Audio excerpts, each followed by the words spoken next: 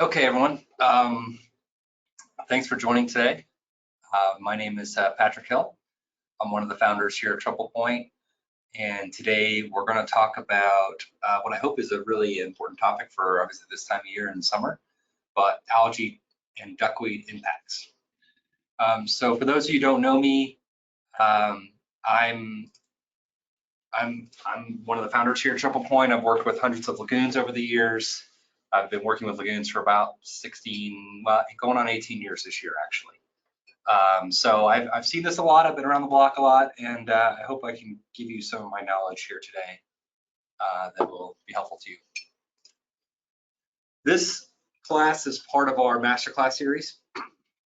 So we've been kind of working on this project with our webinars for probably the last 2 years, maybe a little over 2 years now, starting from the very beginning of lagoons and looking at Lagoons 101 and what is a lagoon and lagoon process all the way through to algae today. And then in the fall, we're hoping to wrap this thing up with our data analysis and troubleshooting last module. So we're really hoping that once we get this masterclass kind of completed and launched, and all the classes we've done so far are available to you, which I'll talk about in a minute, that you'll kind of get a good grounding for anybody new in the industry or any new operator or engineer that wants to learn more about lagoons. You get a good grounding, you'll be a lagoon master.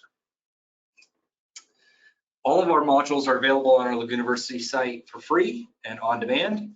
So if you're looking for PDHs or if you're an engineer or CUs, if you're an operator, I encourage you to go on the site. It's a great resource. You can watch the modules, take a little quiz at the end, get a certification of completion, and get those CUs and PDHs. So this will be available on there within maybe a month or so once we're done. So this module on algae and duckweed is sort of a two-part. You've got the one we're doing today, which we're talking specifically about the causes and impacts of algae and duckweed, and tomorrow we're going to talk about mitigation strategies. So these two are really designed to go together. So I really encourage you tomorrow, same time, same place. If you're available, please do register for that and come to that too, because I think this is just one half of the coin and tomorrow's the second half of the coin. All right, so let's get going here. So today, like I said, we're going to talk about algae and duckweed causes and impacts. Like what is algae? How does it grow? Why does it grow in lagoons, and what its impacts are on operations? And then hopefully at the end here, we'll have an opportunity to do some Q&A. So this is a little GIF that we created that we thought was kind of funny because, depending on the lagoon and the site, you can have algae be the predominant species in your lagoon from a growth standpoint, or you can have duckweed. And sometimes the two kind of fight with each other a little bit to get dominance. And some lagoons obviously have both, right? So this is obviously a big issue for lagoons. And I hope that you'll learn as to kind of some of the basics of it, why it happens, the positive and the negative impacts through this presentation, so you get a better understanding of what's going on. So we'll start off with algae. So algae is a microorganism that acts like a plant. So it's not technically a plant, but it acts like one, and it requires photosynthesis. So it requires light for photosynthesis. So similar to the plants, the grass in your that you see around, or the plants in your garden, it's taking in sunlight, photosynthesizing, producing oxygen, and consuming carbon dioxide in that process. It literally grows in every single lagoon I've ever been to, and it's by design, by the way. You might see it as a nuisance, but in reality, algae's there. It's actually beneficial in many ways. It tends to thrive in the first 15 to 18 inches of the water column, requires carbon dioxide, and is part of the, algae is just one of these parts of the global carbon and nitrogen cycles. It's actually a really important part of it. And so really it's an asset to humanity, although sometimes too much of a good thing is not a good thing, as we will talk about. There are two primary types.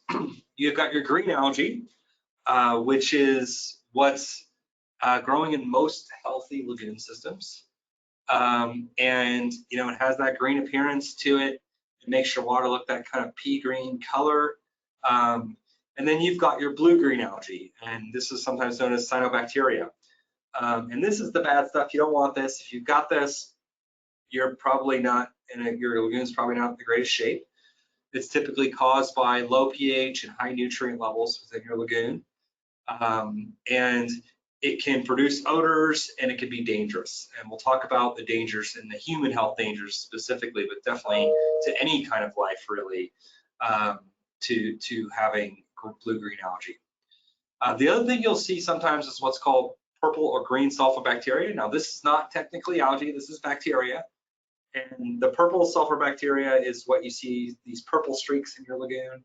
And the green can kind of look like algae, but it's not actually algae. So I put that in here just to kind of like make sure you know that not everything you're seeing that's green in your lagoon is algae per se, but it can be a certain types of bacteria that grow. Typically, if you see the purple or green sulfur bacteria, not a good thing either. So you definitely don't want that. So duckweed. So duckweed is a plant, is definitively a plant. In fact, it's the smallest leafy aquatic plant in the world, and you find it everywhere. And you know, if you've got on your lagoon, it's this small leafy thing that floats on the surface, and you'll know it when you see it.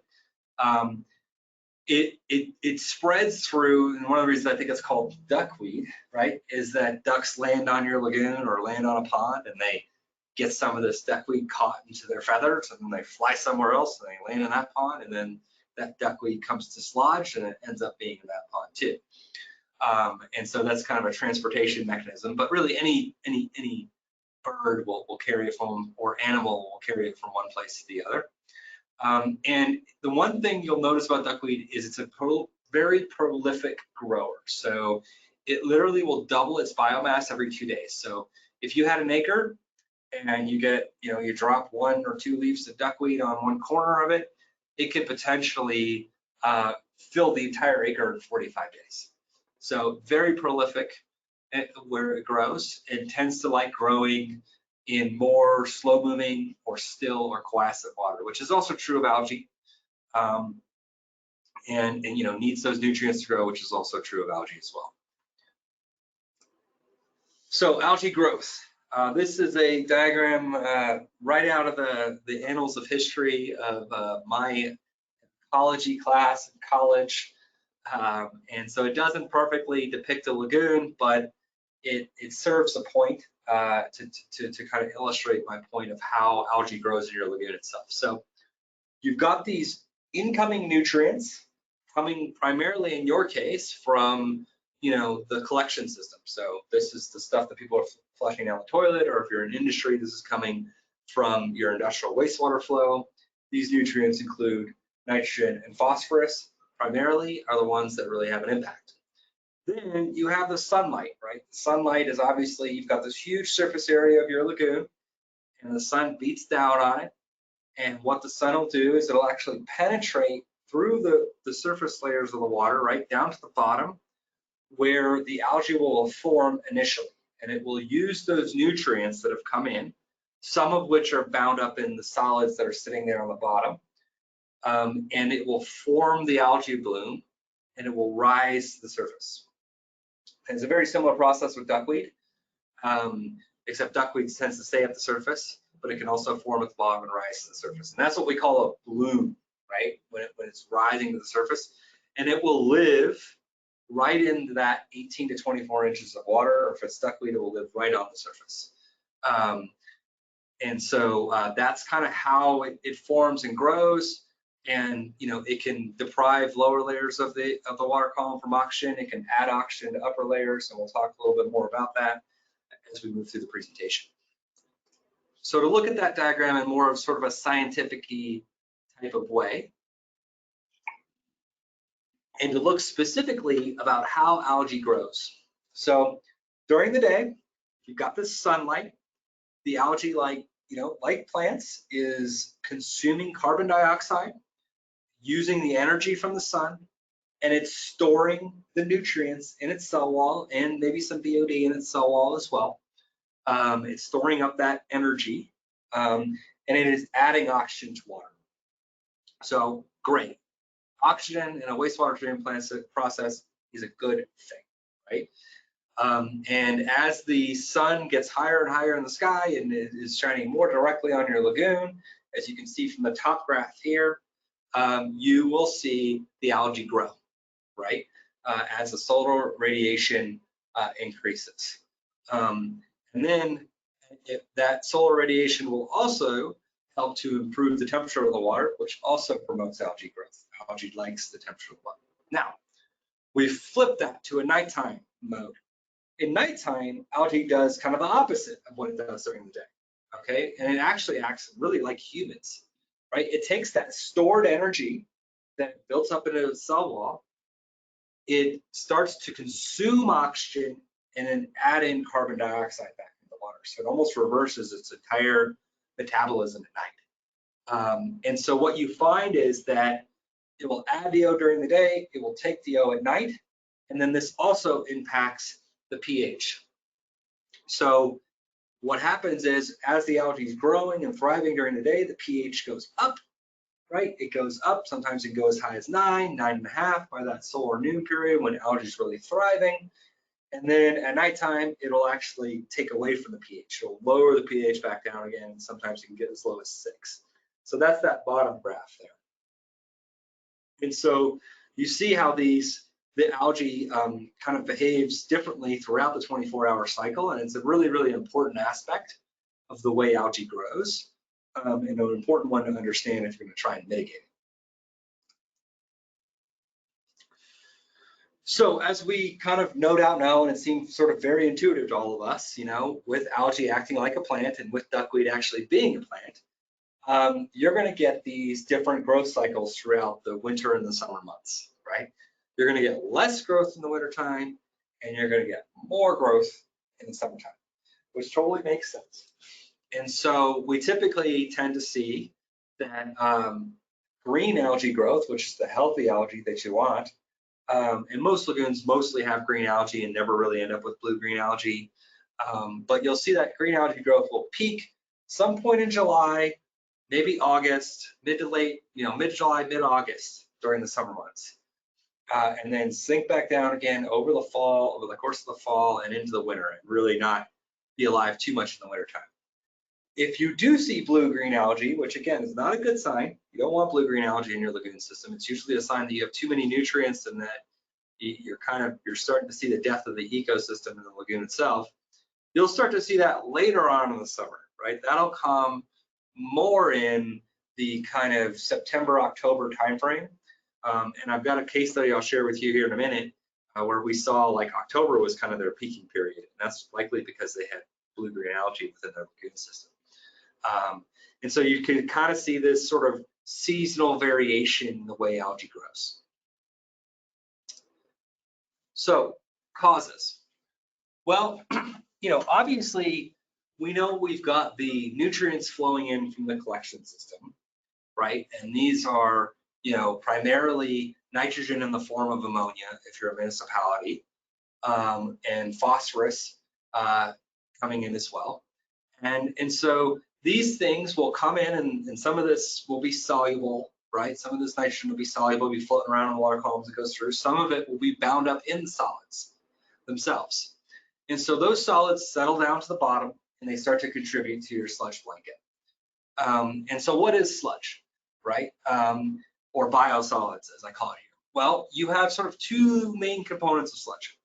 You've got your volatile components, which are your BOD, your nutrients, your complex organics, your dead biomass, which can be dead bacteria and dead algae or duckweed from previous seasons' cyclical growth, because as we talked about earlier,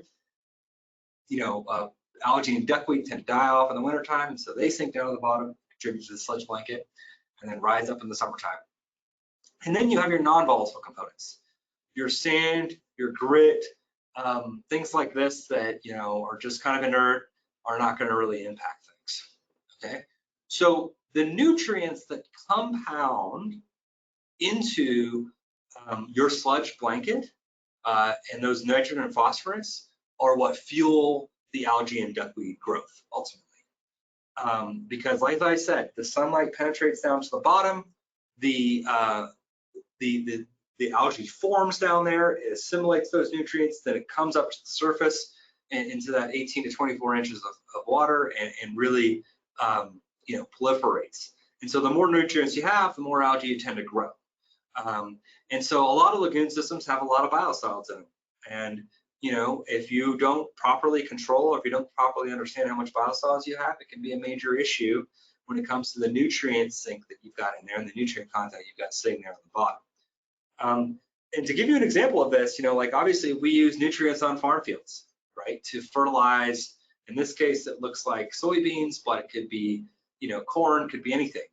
And I actually had a customer of mine who was in Missouri, and they had contracted to have a desludging, desludging done with a contractor. And what was really interesting, they were telling me, was that when the contractor came to town, he didn't have a plan for where he was going to put that sludge, which seems kind of weird if you're a dredging contractor and you bid a job. I mean, that's got to be a big part of it. One part of it's removing the sludge.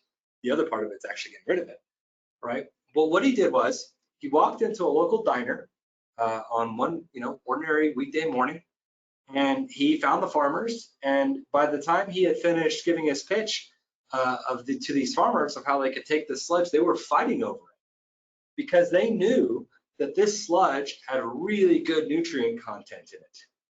And as far as it having good nutrient content, it was going to really be helpful. It was basically free fertilizer. So, these nitrogen and phosphorus are in all types of fertilizer. They do the same thing in lagoons in terms of fertilizing aquatic plant growth as they do on farm fields. And so this is a big source of your algae growth. The other things that affect algae growth are depth and retention time. So I've got two lagoons here. One on the left is what I would consider more of a facultative lagoon. It's 5 foot deep and has a 90-day hydraulic retention time. So that means that your average gallon coming into the plant on day one takes 90 days to go from the influent point to the effluent point through the lagoon. Okay, so pretty long time. The lagoon on the right is a 15-foot deep lagoon and 25-day retention time. So as we can clearly see, the one on the left has more algae growth than the one on the right. It seems pretty obvious. So based on what we've already learned, this makes total sense, right? We've got the sun that can easily penetrate a 5-foot water column, much easier than a 25-foot water column. So it can easily cause those algal blooms to grow because the algae forms on the bottom. It also has more time in the facultative pond to grow. It's got 90 days instead of 25 days. So not only is it shallower, which allows the sunlight to penetrate easier, it also just has more time to let the algae grow. And the third thing is, when you tend to have a bigger pond, it tends to be more quiescent. The water moves through there slower. That's why it has a hydraulic retention time. That's why it takes so long. And so you get less agitation, less mixing in that type of lagoon, and therefore the algae like that. They like that quiescent water. They'd rather grow in quiescent water than really, really highly mixed water. So these factors play a role. The depth, the retention time, the mixing, all of it plays a role in algae growth.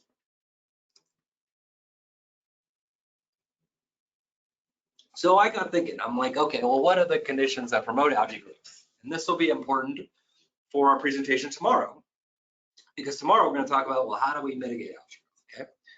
So if I was to design the perfect algae growing machine, I would want low depth, right? That would allow sunlight to penetrate. I'd want a high hydraulic retention time with low mixing conditions and high nutrient load, i.e. biosolids sitting on the bottom, right? So that in many cases can describe a lot of the facultative lagoon systems, and to some extent the aerated lagoon systems as well, that are currently in our country, right? Can very easily describe it. A lot of them haven't removed sludge in a really long time, so there's a lot of sludge buildup on the bottom. There's lots of nutrients in that sludge.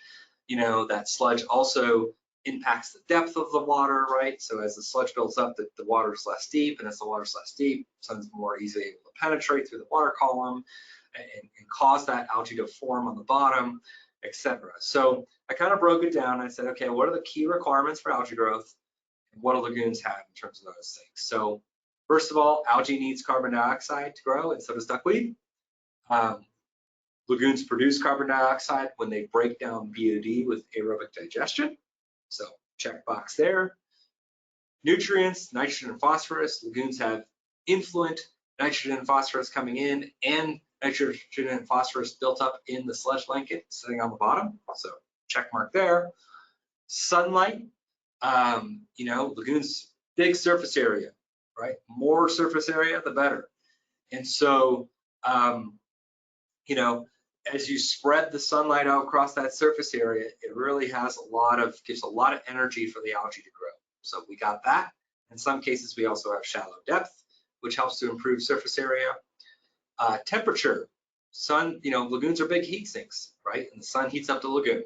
So it'll get cold in the wintertime and it'll get hot in the summertime. And as it gets hot in the summertime, that produces a great environment for algae growth. Then we have quiescent water. We have pretty long hydraulic retention times in lagoons in general. Whether they're facultative, it might be 90, 120 days. If they're aerated, it might be 25, 30 days, which is still relatively long for a wastewater treatment system. And then turbidity, the more quiescent, less mixing we have, the more the solids that come in from the collection system can settle down in the bottom, which reduces turbidity, which then allows sunlight to penetrate.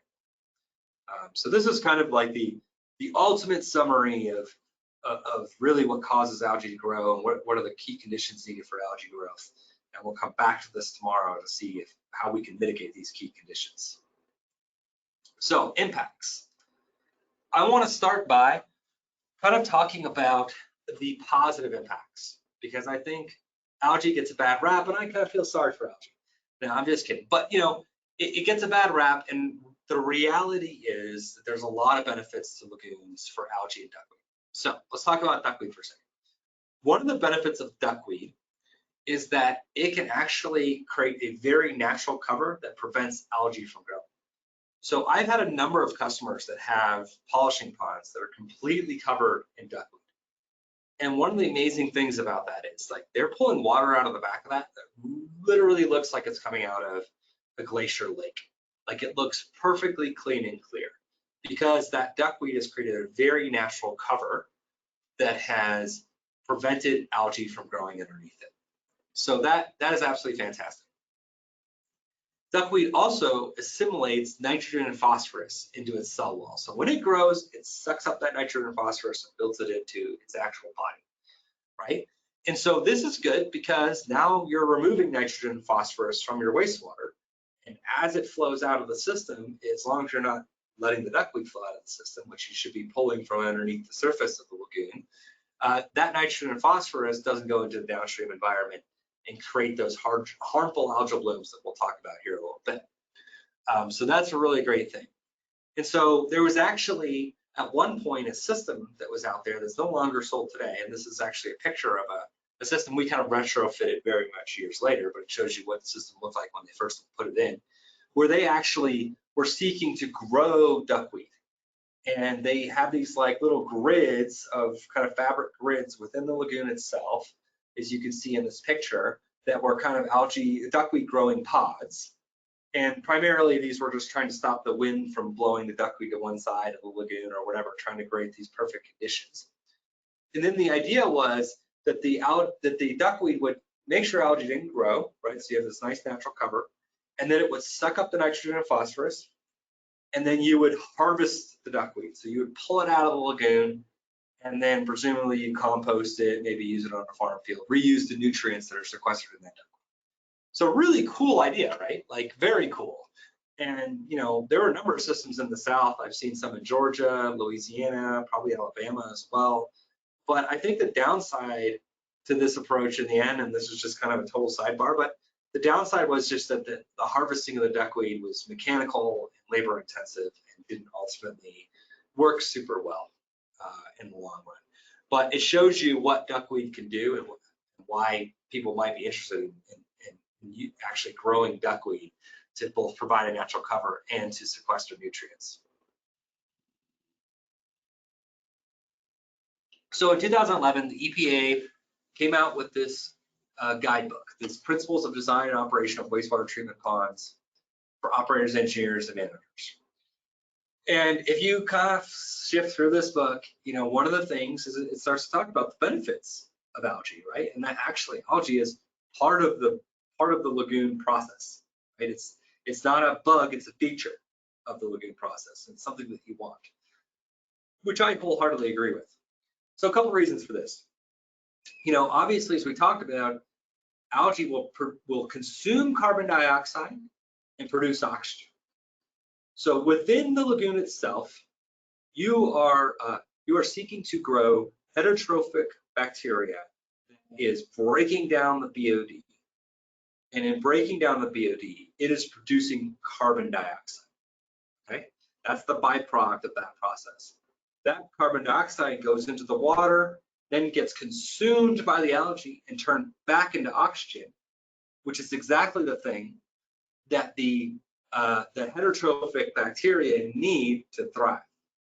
So it is really beneficial, right, to have this symbiotic relationship between the heterotrophic bacteria and the algae. The heterotrophic bacteria consuming oxygen to produce carbon dioxide, and the algae consuming carbon dioxide to produce oxygen. So great, right? This is a really nice symbiotic relationship. And so you get, for every pound of algae you have in your lagoon, you get 1.6 pounds of oxygen per day that is put into the water column. And this is free oxygen. Like if you think about aerating a lagoon, you often have to expend energy, right, to put oxygen into the water so that you can get this breakdown. But with algae, you get it for free. So they actually call it the key to successful operation. It comes from the O2 production from photosynthetic algae. And so that is huge. So it's a benefit in that respect from an oxygen standpoint. The other benefits you get is that algae, when it grows, as we talked about, like with duckweed, it will sequester into its cell wall some of the nitrogen, some of the phosphorus, and some of the BOD. And that's some of the energy that it puts into its cell wall. And so that's huge. Those nutrients are then flowing out of your system in a lot of cases during the summer months instead of compounding in your system, which is probably better from that respect. It will also, as it produces this carbon dioxide at night, it acts as a pH buffer, lowering the pH. So obviously we talked about during the day, it'll raise the pH up to potentially 9, 9.5, which is a little not great for the pond, not great for the bugs that are growing in the pond. But at night, it will plummet that pH down and it'll act as a buffer due to that carbon dioxide that it produces. It'll suppress odors. It'll discourage the growth of some pathogens, so it can have kind of a disinfecting effect. It can precipitate metals. It'll aid in the precipitation of metals. So all of these things are really good. And then it can also shift the ammonia from the NH3 gaseous form, which is typically the type of ammonia that's regulated on your permit if you have an ammonia limit on your permit, to the NH4 form, which is not regulated and less harmful to the downstream environment. So this is one of the reasons why lagoons in the summer months tend to not have very much ammonia coming out of the lagoon, is because algae is growing and it will shift the balance of ammonia from NH3 to NH4. So that's one of the reasons why it's there. So there's some real benefits to having algae, and I think that it's like anything else. Too much of a good thing is not a good thing, and so it's all about management control. So when is it not a good thing? Let's talk about the negative impacts, and these are the ones that we all know about, and probably the ones we're tearing our hair out over all the time.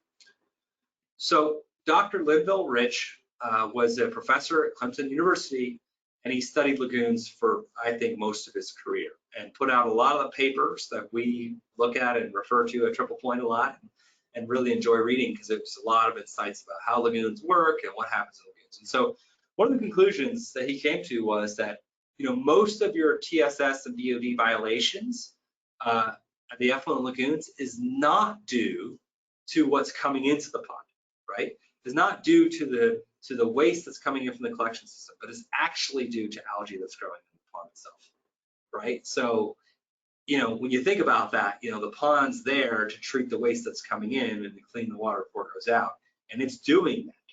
but you're still getting violations for BOD and TSS because of algae. And we'll talk about why that is in a minute. In another study in my home state, they found that 24 Colorado municipalities, 2/3 of them, their effluent violations were due to algae, not due to actually the incoming load. So why? Well, if we go back to our sciencey slide on the algae growth process, right? During the day, algae will consume carbon dioxide, produce oxygen. Great, we love that. However, at night, it does the opposite. It consumes oxygen, produces carbon dioxide.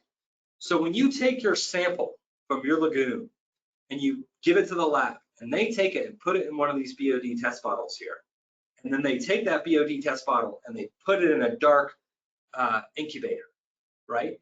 What happens? Well, the algae starts to respire.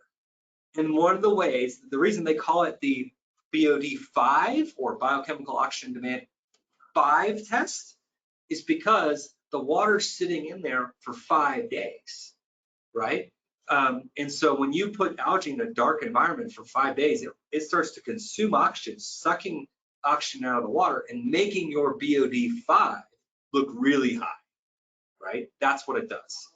And again, this is not pee or poop. This is not what's coming into the lagoon, right, from the collection system. This is the algae that's grown in your lagoon that's showing up on this test and driving up that number. Now, if we talk about TSS, so for TSS, it's a similar situation. You've got, what is TSS? If we were to take it out and we were to get, take out the solids and then analyze what's in those solids, TSS can be bacteria, it can be protozoa, it can be higher life forms, it can be some of that inorganic, inert sand, silt, clay type stuff, but it can also be algae, right? So when we get that, when the lab takes your TSS sample, it's forcing that sample through a 0.4 to 1.2 micron filter, which is then obviously a pore size that is much smaller than the algae itself. So it's trapping algae in that TSS filter. And then they take that and they bake off the water, and that's how they determine, and then they weigh it, and then that's how they determine how much solids you have in your water. So this, to give you an illustration of this, because you can actually see it, it's really interesting. So this is a facility down in Missouri that I asked them to take their samples and give me a picture of what their samples look like at different points of the pond. So at the top here, we've got the influent. It looks gray, it's got these dark specks in it. These are all of the things, this is all the nutrients, BOD, TSS that's coming in from the collection system that got trapped in that filter. Not a speck of green in there, doesn't look like there's algae, right? Then we look at what came out of the lagoon itself, right? Dark green. What do you think that is? Well, we can see what it is. It's algae. It's obviously algae, right? And so that's why algae contributes to TSS, because that's the way the test is done, and that's what we can see in the filter itself. So to give you, kind of ram this point home for you a little bit, because I think it's quite interesting. We did a pilot study in southeastern Missouri. So this is algae growing USA, okay? This is a facultative lagoon system, massive, whatever it is, 20, 25 acres. Used to be 5 feet deep, now is 3 feet deep because they've got 2 feet of sludge sitting on the bottom of these lagoons. Really bad algae problem. And we started to take samples for BOD, right? But in 2 different forms. One was soluble BOD, so this is the dissolved BOD. The other one was the particulate BOD, okay? Which is the BOD that is the solids form of BOD. So this is the BOD that's in TSS, basically. And so so when you're looking for algae in your sample itself, you're really, really interested in the particulate BOD, because the particulate BOD is the solids that are probably algae on your effluent that are contributing to your BOD reading. So we actually tested, this is their final settling pond here. We tested at this point A, which is the effluent to their final settling pond, and then also a couple other points, which I'll talk a little bit more about tomorrow, to kind of see. And we did BOD, soluble BOD, particulate BOD, TSS, pH, and chlorophyll. So here's what we found.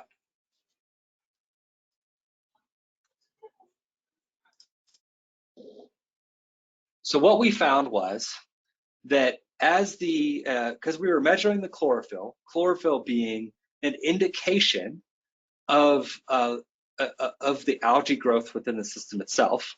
As chlorophyll goes up, that means more algae is growing, and it's a good proxy for algae in general.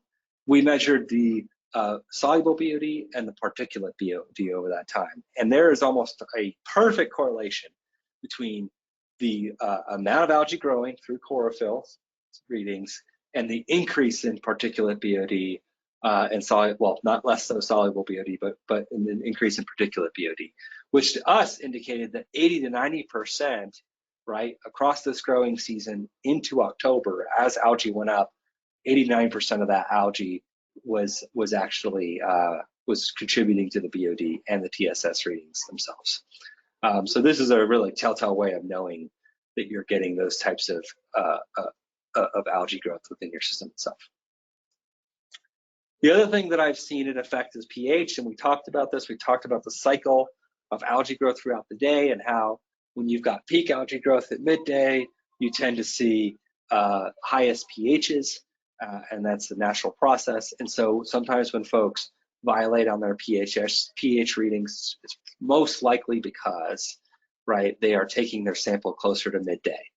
And so one of the advices, like pro tip, and we'll talk a little bit about this tomorrow, but you know, really understand how to take a sample and when to take a sample. So, you know, I am in no way advocating that you should do anything whatsoever to violate your permit in any possible way. This is not what I'm saying. But if you read your permit and if you talk to your regulator, most often you are allowed to pick when you take the sample, how you take the sample, and how many times you take the sample a month. What you're not allowed to pick is where you take the sample, right? It has to be at the alpha.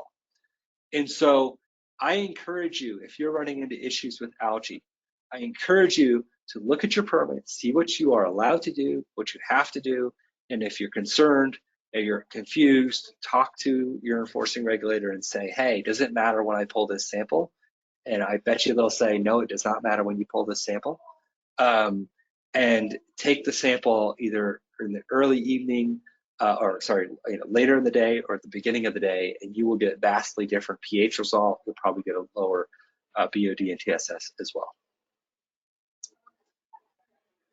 So one of the other impacts of algae is that it has, other than quite a bit, you know, in your permit, which is obviously a really important thing, is that algae, as we've talked about multiple times in this presentation, assimilates nutrients into its cell wall. So there are two issues with this. One is if you're trying to get rid of phosphorus, for example, okay? And you're either trying to precipitate it in the lagoon or you're trying to precipitate it and then run it through a filter so you can achieve a really low phosphorus level. The issue with algae is it doesn't like to precipitate as easily, number one. And if it's still alive when it's going through your filter downstream, it'll actually squeeze through the filter. And so the phosphorus that's bound up in that algae cell will end up on your effluent. It'll show up in your phosphorus test at your effluent. So that's one issue. The second issue is that algae, when it flows downstream, can contribute to nutrient buildup and ultimately harmful algal blooms in the downstream environment. So every summer we see this, right? We get issues with human health concerns, whether people are getting sick, whether it's affecting groundwater, whether it's affecting recreation, where sometimes in worst case scenarios, sadly, people die, right, due to these what we call HABs or harmful algae blooms. And lagoons are, quite frankly, a big part of our wastewater infrastructure, right? 1/3 of all wastewater facilities is lagoon. They're concentrated a lot in the Midwest and maybe 8,000 facilities nationwide. So this has an impact, right? And we don't want to have an impact on our global environment and the downstream environment that negatively affects us and our families, because we all live in these areas and enjoy that. So that's another kind of harmful impact of algae. Okay, so home stretch here. So, you know, duckweed itself can cause similar problems to algae, and I'll talk a bit about those problems specifically as it relates to duckweed because they're a little bit different than algae problems. One is that, obviously it blocks sunlight, so some of that's positive. So if you get a nice covering of algae across the lagoon, really helps to clarify the water. On the negative side, when it does cover the surface of the water, duckweed itself doesn't necessarily add a lot of dissolved oxygen. It will consume carbon dioxide, but it will not necessarily add a lot of dissolved oxygen to the water. And so what it can kind of do is create more low dissolved oxygen and anaerobic conditions below where it's located, which cannot ultimately not be the greatest thing in the world, and that can slow down your treatment, which can also lead to BOD problems on your effluent. And then it can limit the natural pathogen killing effect of sunlight that lagoons can often rely on to get some natural disinfectant. So, the sun will come down, it'll hit the top of the lagoon, it acts like a UV lamp, it can kill a lot of those pathogens, which we want, obviously. And if you have a covering of duckweed, it'll limit that effect, which may require, if you do need to disinfect, may require you to use more chlorine on the effluent, may require you to put in a UV system, for example, on the effluent where you might otherwise not need to. The second, and probably one of the bigger problems with duckweed that I see, I think it can be mostly good, but this is a big issue, is that just like algae, duckweed will assimilate into its cell wall the nitrogen and the phosphorus, and in as far as it does that, when it dies and going into the wintertime, all that dead duckweed actually sinks down to the bottom and contributes to the sludge blanket. So this not only sequesters these nutrients, but it then ends up compounding those nutrients in the sludge blanket, because every time it grows and dies, it just sinks down, it adds to that biomass. So it can lead to the sludge building up a lot faster than it would have otherwise, and it can lead to a nutrient sink itself within the lagoon itself, right? So it can just mean the nutrients never actually flow out of the system. And, in some ways that's good, less harmful to the downstream environment, right? In other ways, it's not good because then it just compounds, which makes your duckweed problem worse and worse every single year. And potentially, if you don't get great covering of duckweed, could promote algae growth as well. These nutrients sitting in the sludge blanket can lead to what's called benthol feedback. So benthol feedback occurs when you have a sludge blanket of approximately 18 inches or greater, you have a dissolved oxygen of less than 2, and basically your sludge starts to break down anaerobically.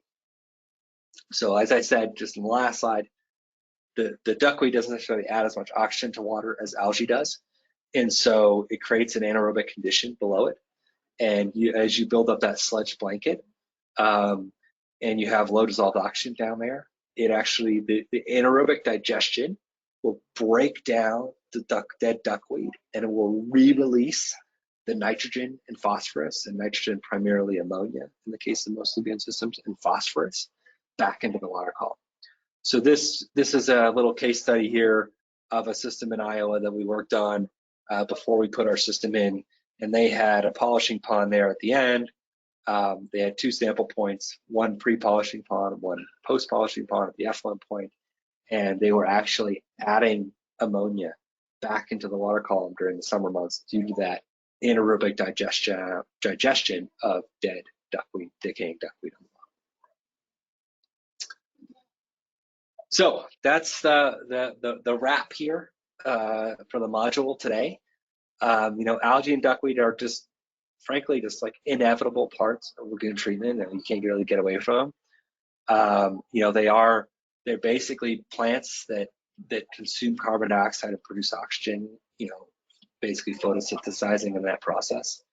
They can have some positive impacts in that they add O2 back into the water column, do some pH buffering, they assimilate nutrients, and so on. But there also could be a lot of negative impacts, driving up BOD and TSS on the effluent, potentially harming your pH, right, to the point where you don't meet your permit for pH if you've got a permit limit, and also sequestering phosphorus that can eventually flow out and be hard to get rid of. So there's sort of like pick your poison with it, but I think overall it's a condition that can and should be managed to some degree. And a lot of that management can come down to the sludge management, in my opinion, and just making sure you got a healthy lagoon system. So you grow enough of the algae that you want and not too much of it. So it becomes a problem. So with that, I will open up to any questions you have here in the last 15 or so minutes. I've got a question for you, Patrick. Can you talk a little bit about turbidity? Because you say that turbidity will prevent algae and duckweed from getting a foothold. I mean, I assume there's wind associated with it, but can you define turbidity? So turbidity will come primarily from basically the cloudiness of the water. And it'll come primarily from the solids that are coming from the influent. And so this is why, like, even in facultative lagoons, you tend to have less algae growth in Lagoon 1 than you do in Lagoon 2 or in the final polishing pond, because that turbidity basically is solids that are hanging out in the water column that prevent sunlight from penetrating down to the bottom. And so it's primarily affected by the amount of mixing in the lagoon itself, and the amount of time. So the first lagoon, you might have a retention time of 10 days, second lagoon, 10 days, and by the time it gets to the polishing lagoon, you're great, right? You've settled all those solids and your lagoon's less turbid, so you get more algae growth at the end versus the first two lagoons. If you've got mixing and aeration, that'll help. If you've got good mixing action due to a lot of wind, a lot of lagoons are in a windy location, that'll help as well to keep things mixed so that you get those natural solids kind of hanging out there and preventing algae growth. Is the balance between unionized and ionized ammonia shifted due to the pH shifts caused by algae? Yes, exactly. Precisely that, right? So if you have a higher pH, you tend to have ammonia exist more in its NH4 form versus its gaseous NH3 form. And the gaseous NH3 form is the form that's really toxic to amphibious life. And that's what's kind of like the cyanide to fish and invertebrate that are in the downstream environment, and that's why it's primarily regulated. And so if you raise the pH, it tends to shift more in that NH4 form, and that's why that could be helpful in terms of meeting NH3 permit requirements in the summertime, because it's more in that form versus the NH3 form, which you are regulated for. So I did a whole masterclass webinar on nutrients and on ammonia specifically, so I encourage you to go watch that, because I talk a little bit more about that balance.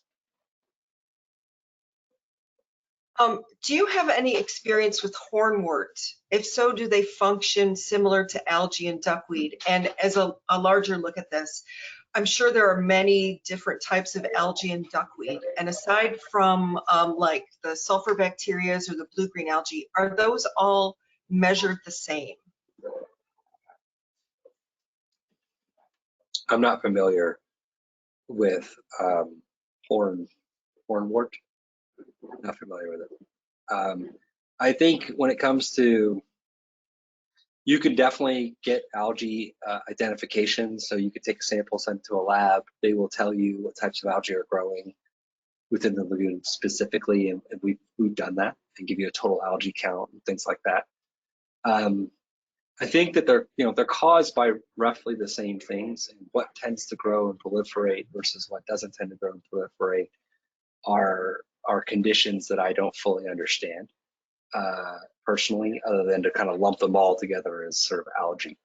Other than obviously, if it's blue-green algae, it's going to be a certain type of pH environment and a certain type of high nutrient environment. So high pH, high nutrient, that's going to cause your blue-green, and that's a bad thing, and that's usually occurring when you have way too much sludge and you really need to do some biosolid management within your lagoon system. But most of the time, you're in that green algae realm, which is considered relatively healthy. How do you tell when you've reached a point where your algae or duckweed is reaching the damaging stage versus the helpful stage?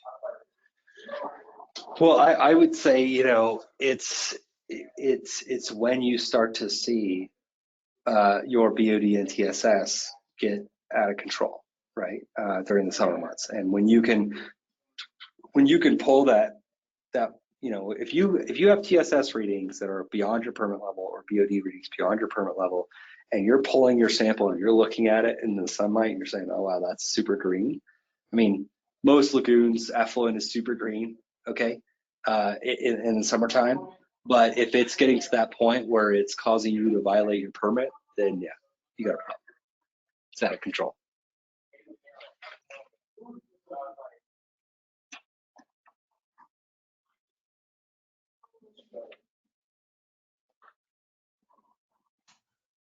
I'm open for more questions. Or if there's anything else that you didn't quite cover in detail in this, but that you can expound on.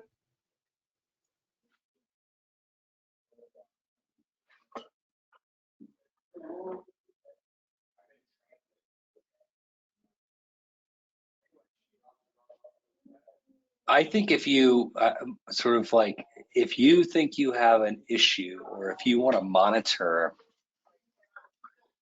the kind of algae situation within your lagoon, I would encourage you to every once in a while ask your lab to give you that particulate BOD test, because again, most of your BOD coming out of the lagoon in the summertime will most likely be algae. And so, I would do two things. I would, again, have the lab take a picture of the TSS filter so you can look at it and see that if it's green or not, right? And in most cases it will be. If it's not, then your BOD and TSS problem, or your higher level of BOD and TSS, is not due to algae. It's due to other factors, right? Overloading or whatever. And then I would have that picture, get your particulate versus your soluble BOD, and understand what the kind of ratio is between those two. And if most of your effluent is particulate and you're starting to get closer to your effluent requirements in terms of the level of BOD coming out of your lagoon, then I would start to consider some of the mitigation strategies I'll talk about tomorrow. Because you just kind of want to know, right? You just want to know what's contributing. And that particulate sample is a really good indicator of what's contributing to your BOD effluent and your TSS effluent, by the way. You mentioned that algae and duckweed growth starts at the bottom of the lagoon, as that's where the nutrients are, but don't they also require sunlight to grow? Right. So that's where they initiate their growth cycle, is at the bottom. And so in as far as the sun is able to penetrate to the bottom of the lagoon, you're going to get more or less algae blooms.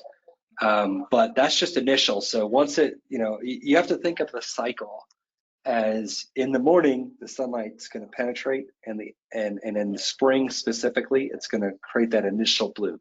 Then at nighttime, the algae will actually sink down a little bit in the water column and hang out kind of mid-water column or at the bottom again until the sun comes up, and then it will raise to the surface again to exist and grow and kind of float around in there. And so that's kind of why, unfortunately, simply placing your effluent, pulling your effluent from 36 inches below the water surface doesn't necessarily mean you're not going to get any algae in your sampling. Is because the algae will often float around during the day. It'll go up and down in the water column depending on the level of sunlight and depending on nighttime or daytime. And so, yeah, I mean, but it forms on the bottom is where it forms, and that's where the nutrients are, and then it kind of raises up and it grows and photosynthesizes and it stores those nutrients in the cell wall. Then at nighttime it kind of sinks a little bit, and then it will raise up again during the day, and it just kind of goes through this cycle through a 24-hour period based on the sun's position in the sky. Is it only possible to cultivate a duckweed top layer in one of those grids as you showed in the picture, or is there a less high maintenance or less structured method? Well, so like the issue with duckweed and why it sometimes can not be, it can be helpful in terms of partially shading a lagoon is that, if the wind comes along, can quite easily blow duckweed to one corner or one side of the lagoon and leave the rest of the lagoon kind of open. And so the grids are really there to prevent the wind from blowing it to one location or another, right? They're there to kind of prevent it from just accumulating on one side where it doesn't cover part of the lagoon itself. I mean, anything like that. I mean, I can imagine, a pool like we used to get when we used to skim duckweed. We would run a rope through a pool noodle, right, and just kind of corral it, right, and then pull it to the side, and then literally physically remove it using a pool skimmer. And so, like, you could use a rope to try and corral it into a location, or a rope with a pool noodle in it, like, you can have fun with that, right? And then tie it off on either side to try and create kind of a grid type system that would help you keep the duckweed in a certain, keep it from blowing to one side entirely and try to grow more universally across the surface of the lagoon. So those are all possibilities to kind of foster the growth of duckweed. I'm going to combine these last two questions and allow you to use this as a promotion for tomorrow's mitigation webinar. First, can you use tilapia to eat duckweed? And second, are floating covers good for duckweed control? Yes. So again, come tomorrow. I've got several different mitigation strategies I'm going to go through.